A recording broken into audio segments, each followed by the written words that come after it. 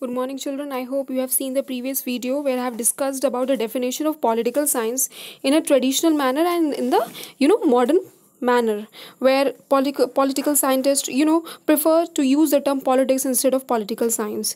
I mean, if you go in a traditional sense, they have they mentioned, they simply define political science as a science of state and government.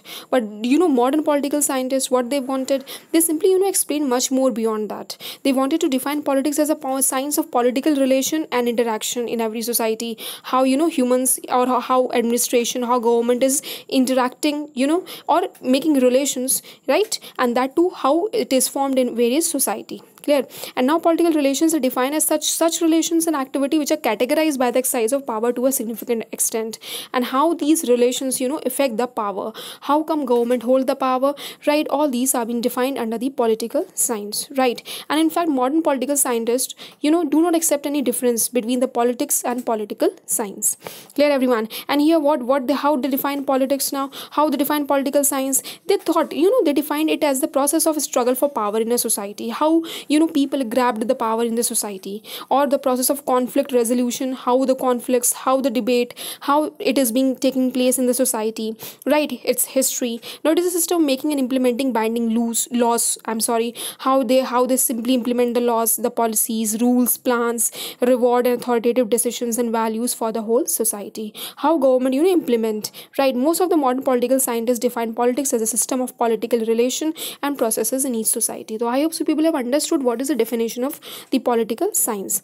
Political science or politics is one and the same thing, and what they wanted, that means they wanted to implement the rules, how the laws is being implemented, how policies or how rules and plans or rewards and authoritative decisions are being taken for the whole society. This is what political science all about. Now here, more things I really want to cover now. So here I'm going to explain you about 5 major dimensions of political science.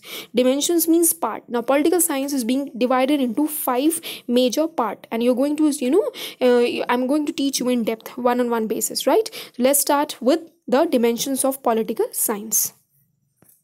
Now, scope of contemporary political science, that means dimensions or types of political science. Clear? Now, it covers 5 topics. That means the very first topic is political theory, the next comparative politics, the third international relations, the fourth public administration, and the fifth political autonomy. So all these are comprises and form the political science. Clear, everyone? So I'm going to start with, for very first, the political theory. Now what is a political theory? If you see, political theory is the first dimension or a type of political science, because the study of politics always begin with the study of political theory or a thought. Clear? Now what is it all about? Now we can briefly discuss the scope of political theory as follows, right?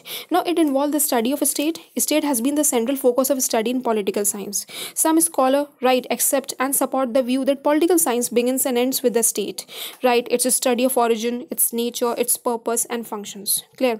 Now next, it involves an historical study of origin and development of the state. Since the present structure and nature of a state has been the result of evolution, it is essential that we should study the past history of evolution or development of a state for understanding the present. That means the present scenario, the past condition, how the state has been evolved, right? So all these are form the basis part of political theory. Next, a state is a sovereign institution of all people, like internally, externally, free from control, who inhabit a particular portion of territory and are organized under a government. Everyone knows the government organized, right? And simply formed over the state and looks after the needs of the people. Now what happened? Now study of the objective aims and function and relation between the state and its people, right, really forms the important topic of this study. Clear? Now next, we have the study of the past and present of the state is done basically to assess or foresee the future of a state. Now state has been developing and it is bound to develop in future. Everyone knows. Clear, everyone? So political science tries to answer the question how the state is likely to develop, in what way should it develop, what should be its relation with people in the future, what function should it perform. So all these form the basis of political science. Clear? Now next, study of government. Now government is an essential element of the state. A study of state essentially involves the study of government of the state. state. In fact, government is that agency of a state which exercises all the power of the state. Clear? Now come on to study of political thought. Now what is it? The political philosophies of various political thinker and several ideologies. Ideologies, what do you mean by ideologies? Like socialism. Clear? It is a form of government. Socialism talk about society. They talked about society. Fascism and Nazism, everyone knows, we have covered this topic in class 10 civics, right? Fascism and Nazism also dictatorial, government. Here the dictatorship, right? They simply implemented dictatorship and there is a one man rule. Clear? Then Gandhism, what about Gandhism? He talked about the cottage industries. Clear, everyone? Then he talked about society, equal society. Clear? Then socialism, democratic socialism means public can vote. Clear? Liberalism, they talk about liberty.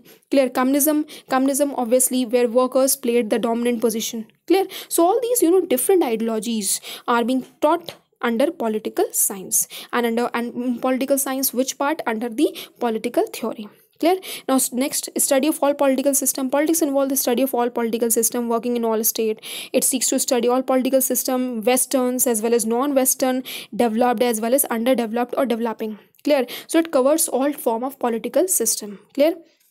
Next, if you come, political science studies man as a political being, right? Man is a political animal, everyone knows. He is a group forming individual, so it's very important to study the man, right? And its socialization. He seeks power and forms association for protecting his interests, right? All human political organization, political relations, their activity are studied in political theory. And state and government are two most major human political organization. So I hope so by now you people have understood why we are studying political science. What is there in political science, and what the type of information it is giving to us. Clear, everyone? So basically, man forms the important part of political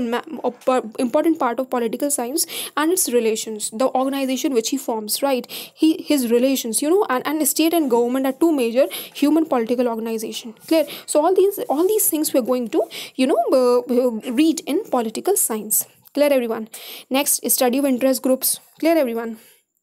If you see, a study of interest group, pressure group, civil society. Now the scope of political science also include the study of all those non-formal political groups. Now non-formal political groups means political parties, pressure groups. These groups are formed to pressurize the government, right? Interest groups, these are groups are formed to present their interest in presence of the government. Clear?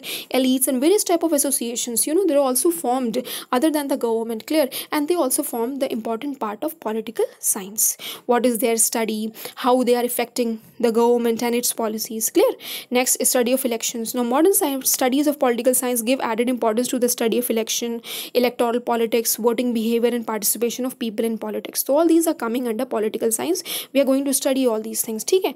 Next, study of leadership. The scope of politics involve the study of leadership, right? Now leadership is a capacity to persuade people toward a common goal. Now how come you can become a leader, right? And basically how they are exercising their power and how they are presenting their interest, how they are articulating themselves, how they're presenting their demands, and how they organize the people for political participation. All these coming under political science. So political science really train the people for leadership, train the student for leadership. Clear? Next, we have now each state has a constitution. Now study of comparative politics and constitution. So we are going to study about the constitution also, right? So here if you see, like in each state has a constitution which is the supreme law of the land. It lays down, define the organization, power and function of all organs of the government and their interrelation. Clear, everyone? And then we are going to study the political concepts, theories and approaches. So for the study of politics, several concepts, theories and approaches have been developed by political scientists, right? So which type of theories have been built up, or the concepts? So this include the study of both traditional concepts and approaches. Like you're going to study in political science about sovereignty. Sovereignty is the basis part of preamble, everyone knows, internally externally free from control. Then you're going to study about law, right, which looks after the rules and regulations. Clear? Law protects the rights, right? Then you're going to study about liberty, equality, rights and justice, as well as several modern concepts. Like you're going to study about political system, power, authority, right? And every other thing you're going to study in political science. Clear? Now we have another study of political process. Now another important part of scope of political science in contemporary time is a study of actual behavior of the people in various processes. Now how come the people behavior has been analyzed in political science, how they are implementing policies, how decisions are being taken, right? How electoral process is being maintained, what is their voting behavior, right? How they participate politically, how they appoint under the leadership skills, right? How their behavior in elite form. right? Then mass politics and everything you're going to study in the political science, that too under a political theory. Clear? Now next come on to next slide now. Now, next we're going to study about the modern studies of political science also undertake an analysis of similarities and dissimilarities among various political systems.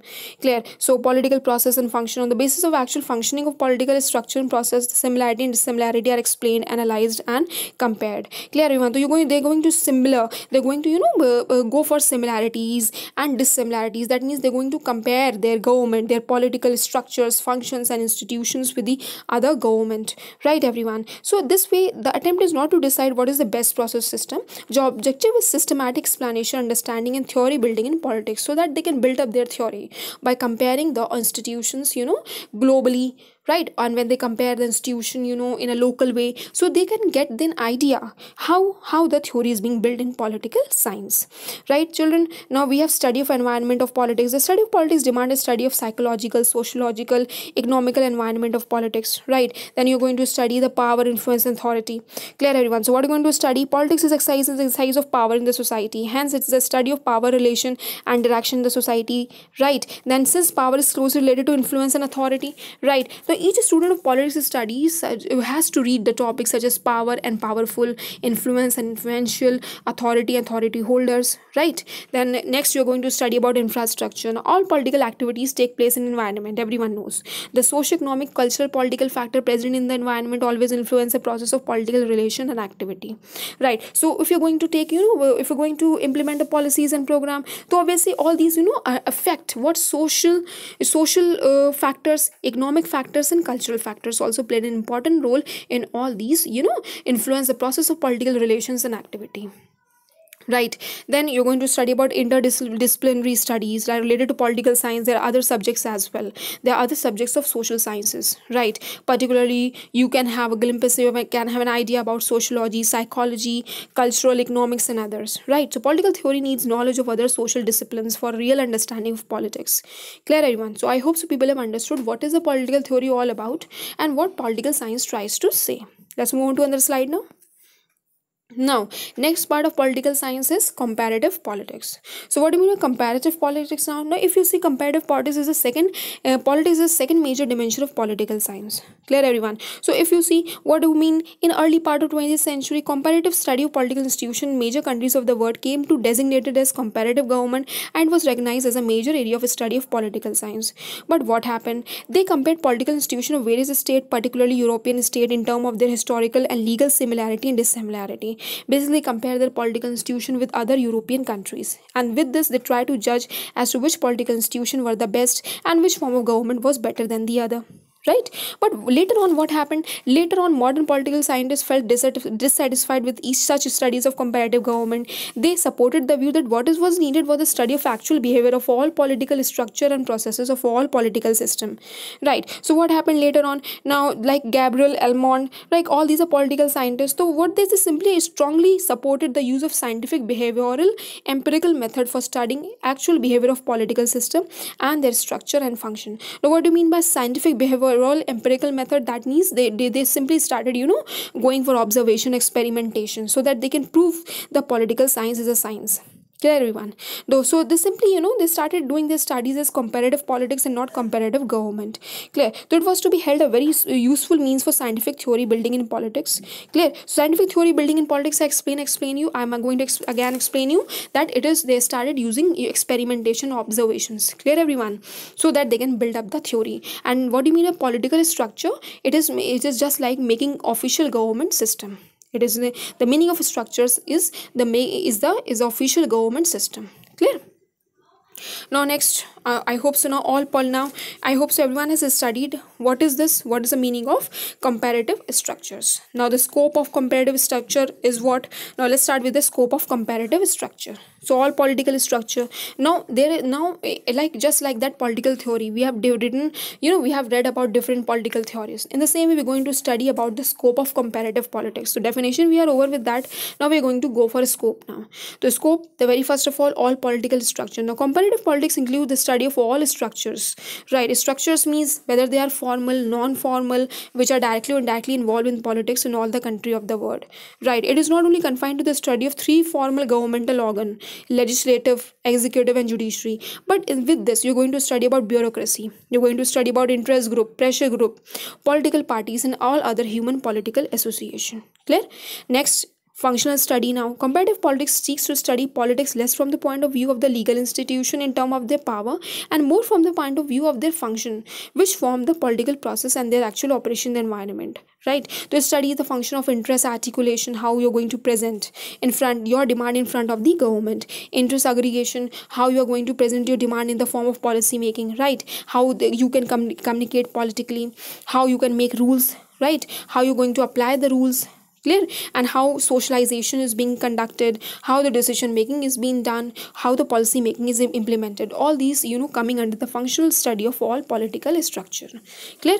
Now come on to third one. Now, study of political behavior. So what is this? Now, another important part of its scope is the study of actual behavior of the people in the process of politics, like voting behavior, political participation, leadership, elite behavior, mass politics. Right? All these are coming under comparative politics.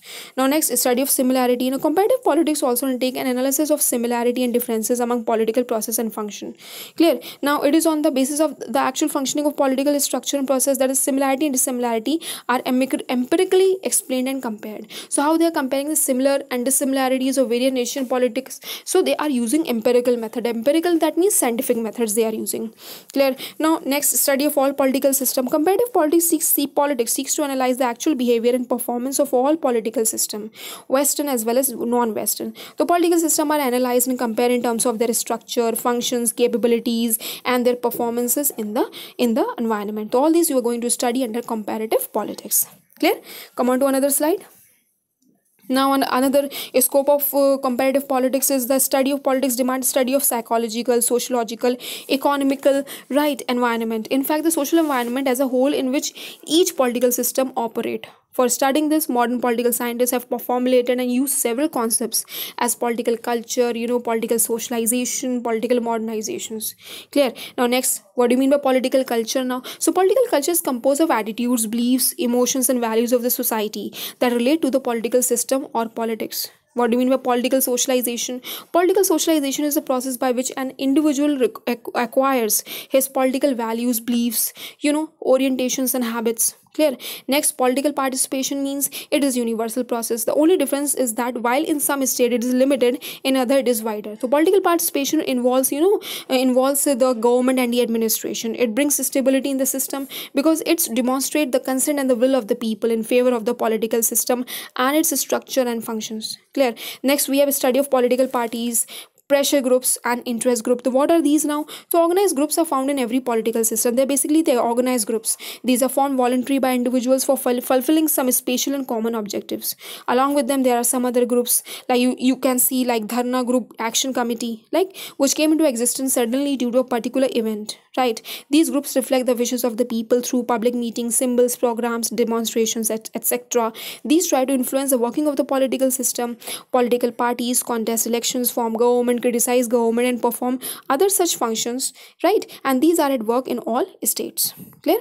Next, we are going to study about study of power, influence, authority, and legitimacy. Modern political scientists lay special emphasis on the study of power, influence, authority, and legitimacy. They use these concepts for a classification of political system on the basis of nature of authority, relation, and struggle for power.